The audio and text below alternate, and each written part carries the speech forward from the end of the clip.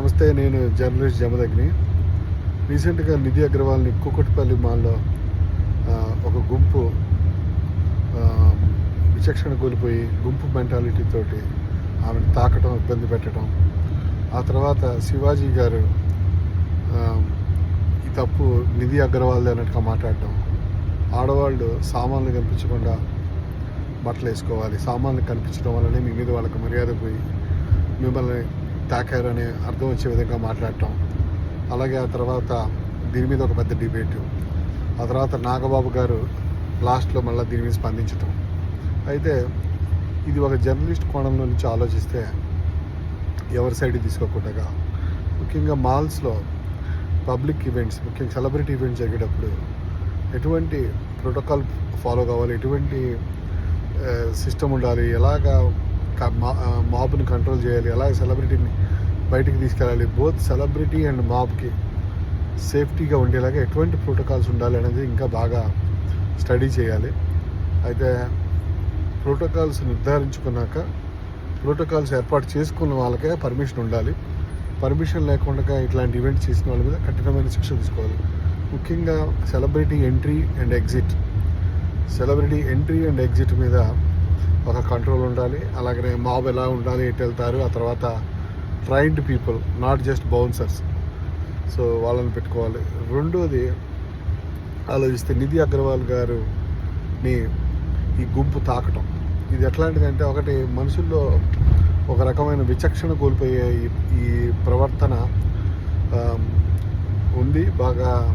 So ఇది మనకి చెప్తుంది ఏంటంటే, సమాజం సేఫ్ కాదు, మీరు జాగ్రత్తలు తీసుకోవడం అవసరం. ఈ గుంపు మెంటాలిటీలో ఏమవుతుందంటే, ఒకడు ఒక తప్పుడు పని చేయగానే ఆ గుంపులో మిగతా వాళ్ళకి సరే మనం గుంపులో ఉన్నాం, మనకేం కాదు, మనం కూడా చేద్దామని ఒక యానిమల్ ఇన్స్టింక్ట్ ఉంటుంది అది.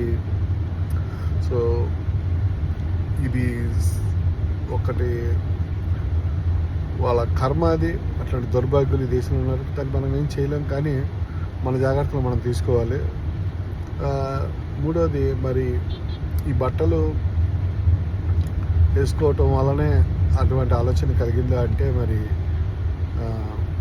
అది చాలా విక్టిమ్ని మనం మరింత బ్లేమ్ చేసినట్టు అవుతుంది. ఇక్కడ ఎవరైతే ఆమెను తాకారో వాళ్ళకు మనం బుద్ధి చెప్పాల్సి పోయి వాళ్ళని దూషించాల్సిన సమయం ఇది. వాళ్ళు చీర వేసుకున్న వాళ్ళని తక్కచ్చు, లేకపోతే బట్టలు వేసుకొని వాళ్ళని తక్కచ్చు, ఎవరినైనా తక్కచ్చు. ఉండాల్సింది ఆడవాళ్ళ బట్టల జాగ్రత్త కాదు, మగవాళ్ళ ప్రవర్తన. ఇట్లాంటి గట్టిగా ఖండించకపోతే ఇలా చేయడం కరెక్టే అని వాళ్ళు అనుకునే ప్రమాదం ఉంది. సో శివాజీ గారి మాటలు ఆ రకంగా చాలా డేంజర్. ఇంకోటి, సామాన్లు జాగ్రత్తగా అని ఆడవాళ్ళ అవయవాల్ని ఒక సామాన్లుగా ఆయన చూడటం, అది చాలా దౌర్భాగ్యం.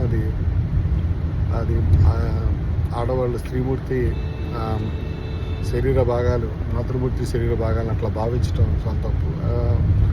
ఇంకొకటి ఫైనల్గా నేను చెప్పేది ఏంటంటే, ఫర్దర్గా దీని మీద ఒక సోషల్ డిబేట్ జరుగుతోంది. శివాజీ కరెక్టా లేకపోతే ఆడవాళ్ళు కరెక్టా అని. కానీ నేను చెప్పేది ఏంటంటే, ఒక జర్నలిస్ట్ కోణంలో ఎవరు ఎలాంటి బట్టలైనా వేసుకోవచ్చు, అది వాళ్ళ వ్యక్తిగతం. మనకి ఆ బట్టలు నచ్చచ్చు, నచ్చకపోవచ్చు, అది మన వ్యక్తిగతం. సో మీ మనసులో ఏమైనా అనుకోండి, మీ పర్సనల్గా ఏమైనా అనుకోండి, కానీ పబ్లిక్గా వాళ్ళు ఇలాంటి బట్టలు వేసుకోవాలని చెప్పే హక్కు మనకు లేదు. అలాగనే వాళ్ళు ఏ బట్టలు వేసుకోవాలో నిర్ణయించుకోవాల్సిన విచక్షణ వాళ్ళకే ఉండాలి. సో ఈ పబ్లిక్గా చెప్పడం ఎలా అవుతుందంటే, రేపొద్దున ఇవాళ మన ఆడవాళ్ళకి క్లీవేజ్ కనిపించకుండా కొంచెం అలా వేసుకొని అంతవరకు చెప్పడం పర్లేదు. దాంట్లో ఒక నియంత్రణ అనేది లేకుండా పోతుంది. రేపొద్దున ఇలాంటి చొక్కా వేసుకుని కూడా పూల చొక్కా వేసుకున్నావు, లాల్చీ వేసుకోలేదే అని మొదలుపెట్టచ్చు. సో